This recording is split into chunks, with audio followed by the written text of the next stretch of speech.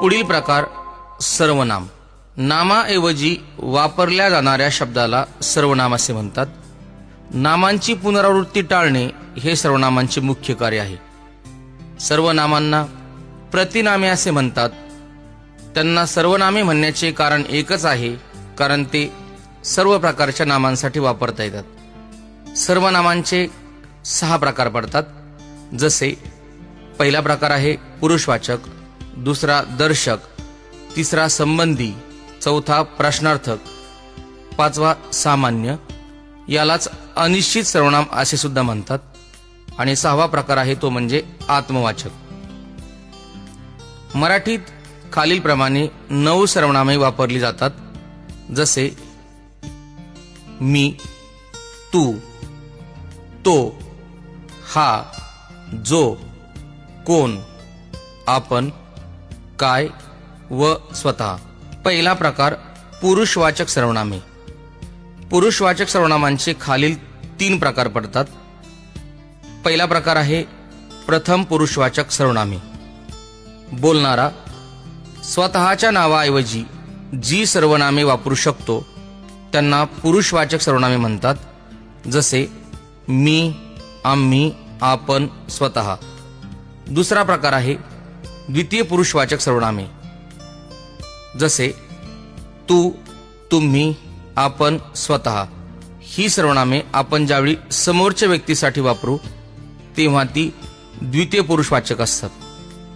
तिसऱ्या म्हणजे जो आपल्या समोर नाही किंवा ज्याच्याबद्दल आपण बोलतोय किंवा लिहितो ते सर्वनाम तृतीय पुरुष असते.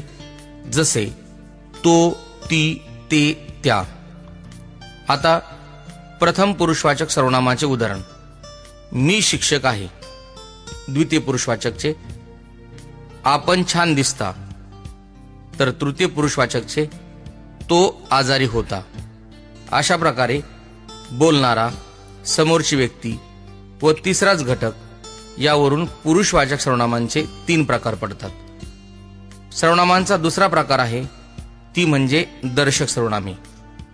जवळच्या व लांबच्या घटकाचा निर्देश करताना त्या घटकाच्या नावाऐवजी हाही हे किंवा तो ती ते चा वापर केला तर ती दर्शक सर्वनामे होतात. जसे तो शिक्षक आहे, हा हत्ती आहे, ही मुलगी आहे. पुढचा प्रकार संबंधी सर्वनामे.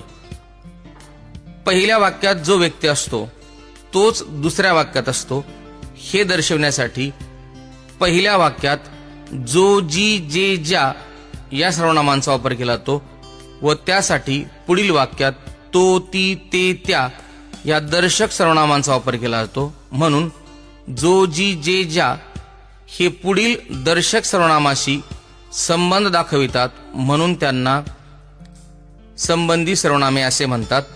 जसे जो आवडतो सर्वांना, तोची आवडे देवाला.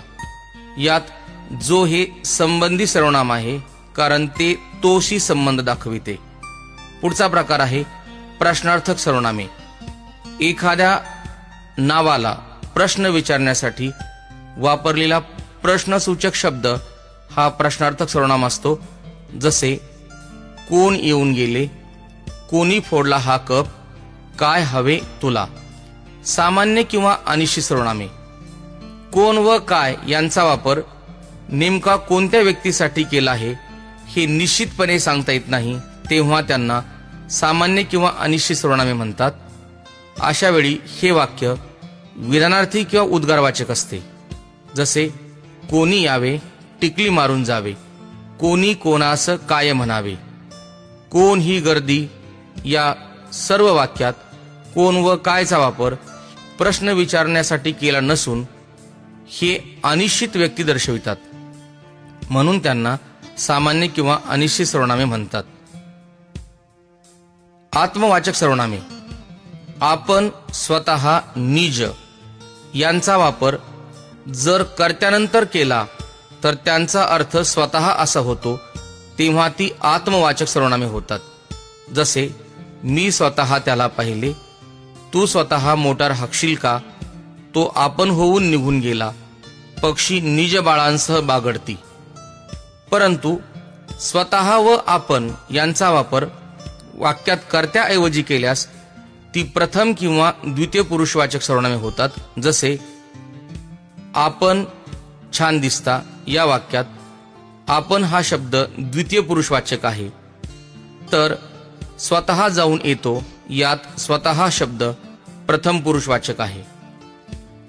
जर सर्व मानवजातीला लागू पडणारे वाक्य असेल व आपण व स्वतः या शब्दांचा वापर कर्त्याच्या जागी केला असेल तरी सुद्धा ते आत्मवाचक असतात, कारण अशा वाक्यातील माणूस हा कर्ता लिहिलेला नसतो. जसे स्वतः मेल्याशिवाय स्वर्ग दिसत नाही या वाक्यात अप्रत्यक्षरित्या माणूस हा शब्द सुरुवातीला आहे, म्हणजे वाक्य असे आहे माणूस स्वतः मेल्याशिवाय स्वर्ग दिसत नाही. याचा अर्थ असा होतो आपण व स्वतःचा वापर कर्त्यानंतर केल्यास ती आत्मवाचक होतात, तर कर्त्याऐवजी केल्यास पुरुषवाचक होतात. परंतु सर्वांना लागू पडणाऱ्या वाक्यात सुरुवातीला करून सुद्धा ती आत्मवाचक असतात, कारण अशा वाक्यातील माणूस हा करता लिहिलेला नसतो. निज हा शब्द निश्चित आत्मवाचक आहे, कारण तो नेहमी नामाच्या नंतर वापरतात.